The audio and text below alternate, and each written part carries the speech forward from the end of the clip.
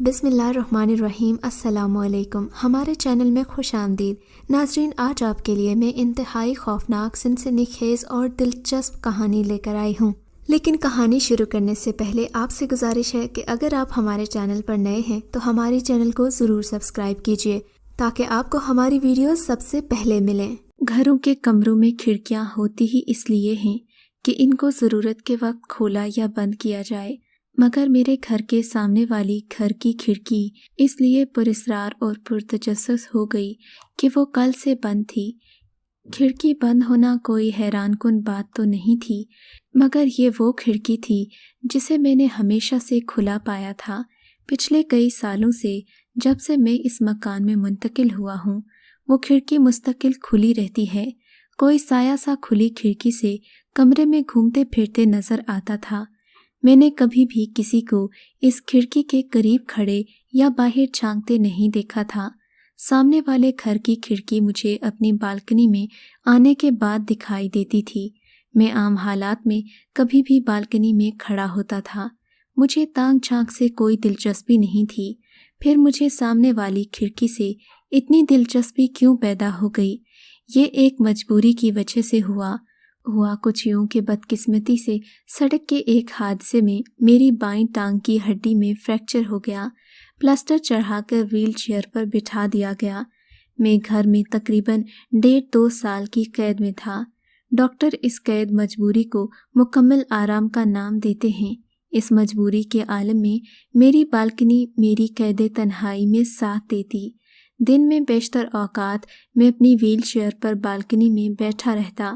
باہر کا نظارہ، سڑک کی چہل پہل اور ریل پیل میرے لیے بند کمرے میں پڑے رہنے سے کہیں زیادہ بہتر تھا۔ اب موسم بدل رہا تھا، ہوا میں خنکی صبح شام پڑ رہی تھی۔ صبح ناشتے کے بعد میں اپنی پہیوں والی کرسی پر بالکنی میں آ جاتا اور دوپہر کو کھانے کے وقت تک بیٹھا رہتا۔ اخبار کی سرخیوں میں ایک نظر ڈال کر میں رکھ دیتا۔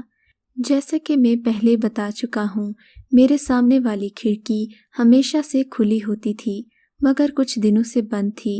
بند ہے تو کیا، میرا کیا جاتا ہے؟ یہ سوچ کر مجھے اس تشویش میں بھی سکون اور اطمینان مل جاتا۔ عام حالات میں شاید میں ایسا ہی سوچتا، مگر پچھلے 2 دنوں سے صبح شام بالکنی میں ویل چیئر پر بیٹھ کر طرح طرح کے سوالات میرے ذہن میں جنم لیتے۔ مجھے لگ رہا تھا ضرور اس کھڑکی میں کوئی خاص بات ہے۔ اب میں سوچتا کہ کاش میری ٹانگوں نے جواب نہ دیا ہوتا تو میں خود چل کر سامنے والے گھر میں جاتا اور کسی نہ کسی بہانے سے کھڑکی کے بند ہو جانے کا راز جاننے کی کوشش کرتا۔ ابھی میں یہ سوچ ہی رہا تھا کہ اندر کمرے میں ٹیلی فون کی گھنٹی بجی۔ پہلی مرتبہ احساس ہوا کہ موبائل فون ایک لنگڑے کے لیے کتنا ضروری ہے۔ ویل چیئر کو موڑ کر پہیے کو دھکا دے کر میں بالکنی سے اندر کے کمرے میں جانے لگا۔ ٹیلی فون کی گھنٹی تھی کہ بجے جا رہی تھی۔ ریسیور اٹھایا تو دوسری جانب سے میرے درینہ دوست کی آواز آئی۔ یامین نے بتایا کہ وہ مجھ سے ملنے آ رہا ہے اور میرے لیے ایک تحفہ بھی لائے گا۔ میں نے کہا فوراً آ جاؤ۔ تحفے کی لالچ سے تو نہیں کہہ رہا، مگر مجھے تم سے ایک ضروری کام ہے۔ یامین نے تجسس سے پوچھا، کون سا شوق ہے؟ میں نے کہا تمہارا یہ پرانا شوق ہی منع کرتا ہے کہ ٹیلی فون پر ساری باتیں نہیں کرنی چاہیے، درمیان میں کوئی اور کان بھی ہو سکتا ہے تو مخبری ہو جائے گی۔ یامین کی آواز سنتے ہی مجھے اس کی جاسوسی کا شوق یاد آ گیا۔ کیا زمانہ تھا وہ بھی۔ یامین سے باتیں کرتے ہوئے مجھے لگا کہ میں اسی دور میں واپس پہنچ گیا ہوں۔ جاسوسی کا قصہ کچھ یوں ہے کہ ان دنوں ہم لوگوں کو انگریزی جاسوسی ناول پڑھنے کا شوق تھا۔ میرے دوست کے اندر بھی جاسوسیت حلول کر گئی تھی۔ کالج کے ہر لڑکے کی وہ جاسوسی کر چکا تھا۔ مجھ سے اپنے جاسوسی کے تجربے کو بیان کرتا، مگر افسوس آج تک وہ کوئی بڑا معمہ حل نہیں کر پایا تھا۔ اسے یقین تھا کہ ایک روز وہ ضرور کوئی نہ کوئی ایسا معمہ حل کرے گا کہ اس کی جاسوسی کی عادت بھی پوری ہو جائے گی۔ کالج کے دن شاید یامین کو یاد نہیں تھے، مگر مجھے اس کی ایک ایک بات یاد تھی۔ تھوڑی دیر کے بعد میرے دروازے کی گھنٹی بجی۔ میں ابھی بھی بالکنی میں بیٹھا سامنے والی کھڑکی پر نظر جمائے ہوئے تھا۔ دروازے تک پہنچنے میں مجھے کچھ وقت لگا۔ اسی دوران یامین کی انگلی گھنٹی کے بٹن سے ہٹی تو میں نے دروازہ کھولا۔ یامین نے سلام دعا سے پہلے حسب عادت شکایت کی، تو کیا تم انتظار کر رہے تھے کہ گھنٹی بند ہو تو تم دروازہ کھولو؟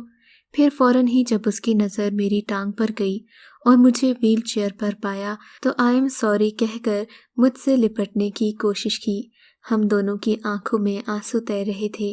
پھر زوردار کہے کے بعد ہم وہی یار دوست بن گئے جیسے کالج کے زمانے میں تھے۔ ہنسی مذاق کا سلسلہ شروع ہو گیا۔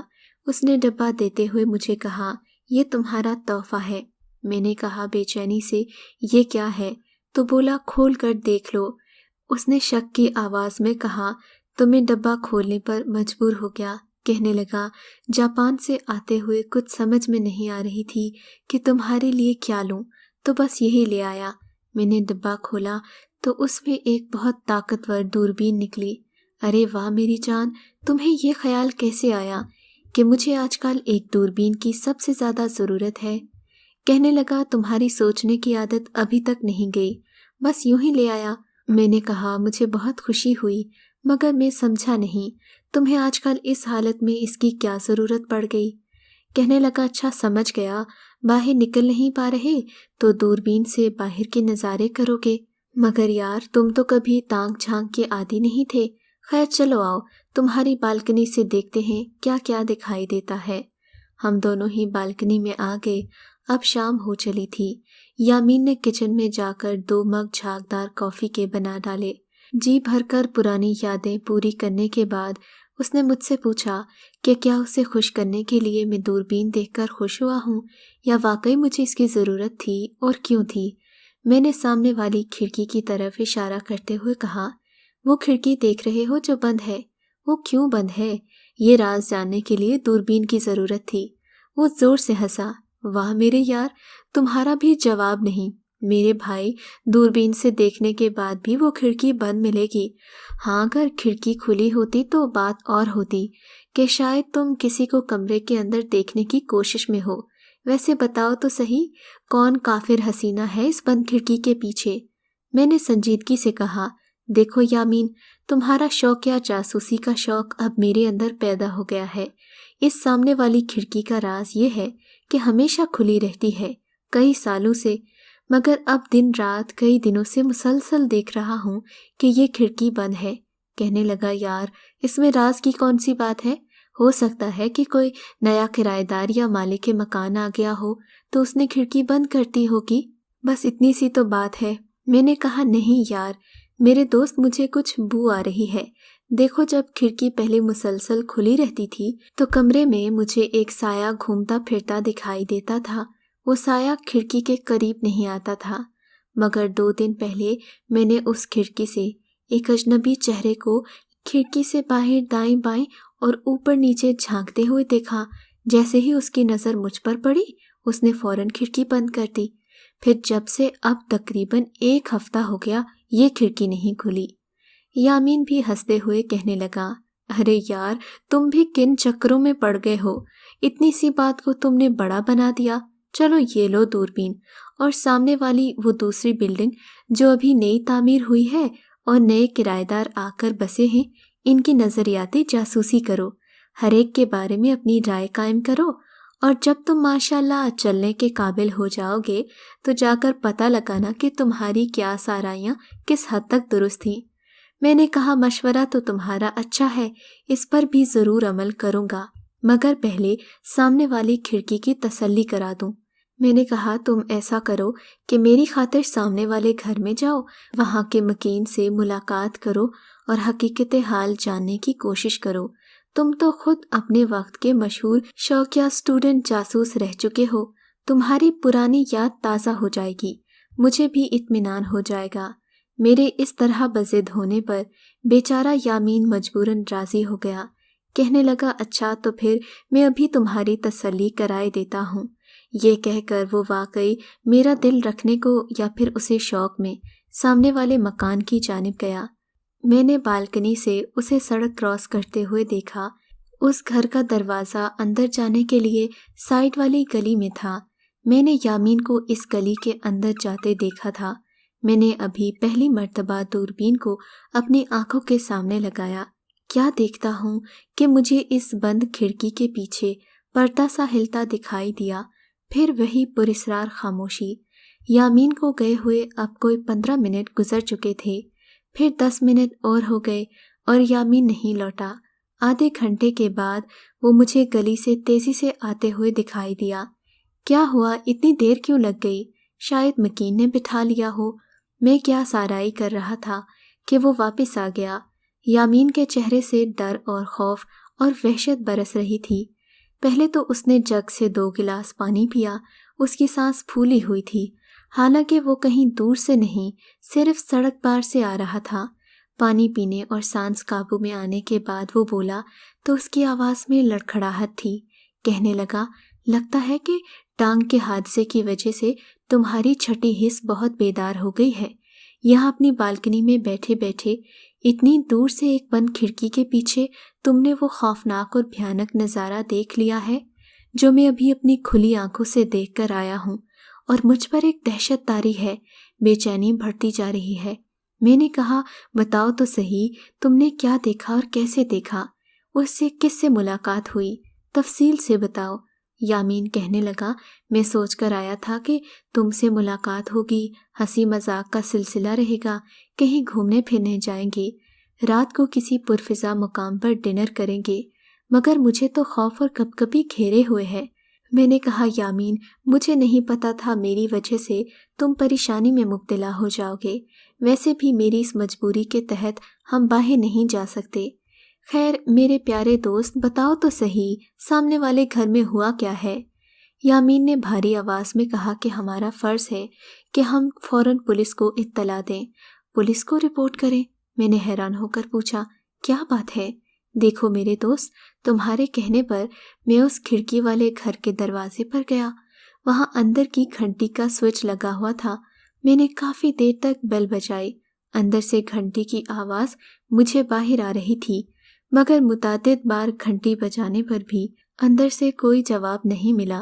پہلے میں نے سوچا کہ شاید گھر والے گھر میں نہیں ہوں، باہر گئے ہوں، مگر باہر کے دروازے میں پرانے زمانے کا کنڈا لگا ہوا تھا جس پر دروازے سے باہر سے تالا لگایا جا سکتا ہے، مگر یہ کنڈا بند نہیں تھا اور دروازہ اندر سے بند تھا۔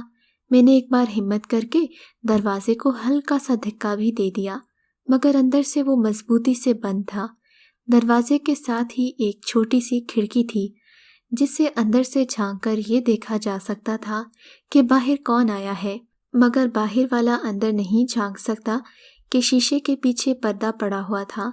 میں اتفاق سے اندر کا پردہ تھوڑا سا سرکانے لگا۔ میں نے اس سے جھانکنے کی کوشش کی، کمرے میں کہیں سے ہلکی سی روشنی آ رہی تھی۔ کمرہ اتفاقاً تقریباً خالی پڑا ہوا تھا۔ سامنے وہ کھڑکی تھی جو تم اپنی بالکنی سے دیکھتے ہو، اس پر اندر سے جالی والا پردہ پڑا ہوا تھا، مگر جس شے نے میرے رونگٹے کھڑے کر دیے، مجھ پر کپکپی طاری کر دی، وہ ایک انسانی جسم تھا جو کمرے کے درمیان سیمنٹ کے فرش پر چت پڑا ہوا تھا۔ اب میں اسے لاش کہوں یا نہ کہوں یہ کہنا مشکل ہے، کیونکہ اس زندہ لاش کے پاس خون نہیں تھا۔ میں اسے سکتے کے عالم میں کافی دیر دیکھتا رہا، وہ بے حس و حرکت چت پڑا رہا۔ میرے ہوش بحال ہوئے تو میں الٹے پاؤں واپس آ گیا۔ اب بتاؤ کیا کرنا چاہیے؟ میں تو سوچتا ہوں کہ پولیس کو اطلاع کر دینی چاہیے۔ یامین کا بیان سن کر میں خود بھی حیران تھا۔ ایک انجانی خوشی تھی کہ میں نے کیسے اندازہ لگا لیا کہ یہاں کوئی نہ کوئی گڑبڑ ہے۔ پولیس کو بتانے میں ایک قباحت تھی کہ پولیس سب سے پہلے یہ پوچھتی کہ آپ کو اس لاش کے بارے میں علم کیسے ہوا۔ سچ بات بتانے پر وہ اسے سچ نہیں مانے گی کہ کھڑکی سے بند یا کھلے ہونے سے آپ کو کیا مطلب، کہ یہ تو کسی کے پرائیویٹ معاملے میں دخل اندازی ہے۔ پھر لاش کی تحقیقات کے سلسلے میں عدالت میں گواہی کے چکر، پولیس کسی نہ کسی طرح اس جرم میں ہمارے ہاتھ کو ثابت کرنے کی کوشش کرے گی، اور خواہ پھنسنے کا ڈر ہے، لہٰذا خاموشی اختیار کرنا بہتر رہے گا۔ جب لاش سڑے گی اور بدبو پھیلے گی تو محلے والے خود ہی تشویش کا اظہار کریں گے۔ دیکھتے ہیں اب کیا ہوتا ہے۔ اس روز یامین یہ وعدہ کر کے چلا گیا کہ وہ وقتاً فوقتاً آتا رہے گا یہ معلوم کرنے کے لیے کہ یہ بات کہاں تک پہنچی۔ رات ہو چلی تھی، سردی بڑھ گئی تھی، میں اپنے بستر پر آ کر لیٹ گیا۔ پتہ نہیں کب نیند آئی، آنکھ کھلی تو سر میں شدید درد ہو رہا تھا۔ صبح ہو چکی تھی، ہر سو سورج کی روشنی پھیلی ہوئی تھی۔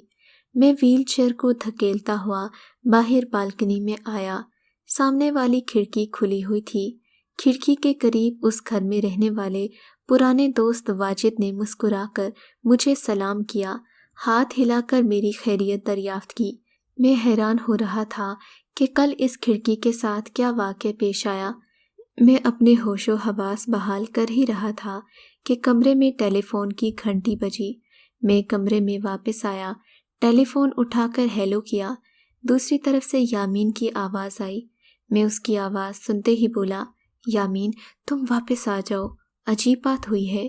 دوسری طرف سے یامین کی آواز آئی، ہاں دوست تمہارے حادثے کی اطلاع تو مل گئی تھی، فکر نہ کرو، میں انشاءاللہ اگلے ہفتے واپس آ رہا ہوں، کہو تمہارے لیے کیا تحفہ لاؤں۔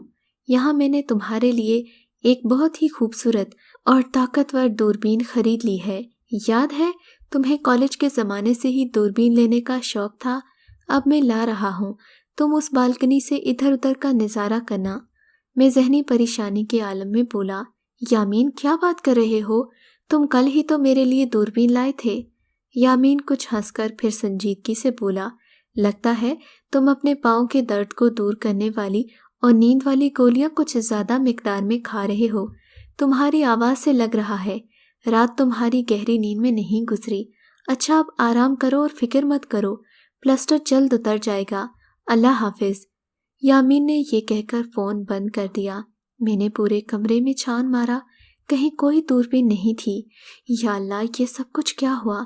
کھلی کھڑکی، بند کھڑکی، یامین کا آنا، دوربین لانا، پھر اس کا میری درخواست پر سامنے والے گھر میں جانا، وہاں سے واپس آ کر زندہ لاش کا ذکر کرنا۔ اف میرے خدایا، کیا یہ صرف ایک ڈراؤنا تصور تھا؟ میں نے فوراً درد دور کرنے اور نیند لانے کی دوائیوں کی شیشی دیکھی، وہ خالی تھیں۔ میرے خدایا، کیا میں نے مارے درد کے ساری گولیاں ایک ساتھ پھینک گیا؟ زندگی تھی جو بچ گیا، ورنہ میں شاید اس خوابی لاش کی جگہ خود لاش بن چکا ہوتا۔ مگر دوستو، ایک بات کی مجھے ابھی تک سمجھ نہیں آتی، اگر میں خواب دیکھ رہا تھا تو پھر دوربین والا معاملہ کیا تھا؟ مجھے کیسے پتا تھا کہ میرا دوست میرے لیے دوربین لا رہا ہے؟ آپ ہی بتائیے، میں اس بات کو صحیح سمجھوں یا پھر خواب سمجھ کر بھلا دوں؟ اگر آپ کو یہ کہانی اچھی لگی ہے تو اس ویڈیو کو لائک کیجیے اور اس طرح کی مزید ویڈیوز دیکھنے کے لیے ہمارے چینل کو سبسکرائب کیجیے۔ اور ہاں، اگر آپ کی کسی دوست، رشتہ دار یا بہن کے ساتھ خدا نہ کرے ایسا کوئی واقعہ پیش آیا ہے تو ہمیں کامنٹ سیکشن میں اس کے بارے میں ضرور بتائیے۔